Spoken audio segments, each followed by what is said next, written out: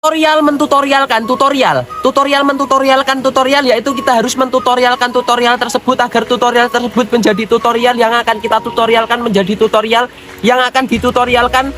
Sebelum tutorial tersebut kita tutorialkan, kita harus mentutorialkan tutorial kita tutorialkan. Nah, tutorial tersebut kita tutorkan kepada tutorial lagi agar tutorial lagi bisa membuat tutorial. Nah, tutorial ini merupakan tutorial yang akan kita tutorialkan sebagai tutorial untuk mentutorialkan tutorial. Nah, tutorial tersebut akan kita tutorialkan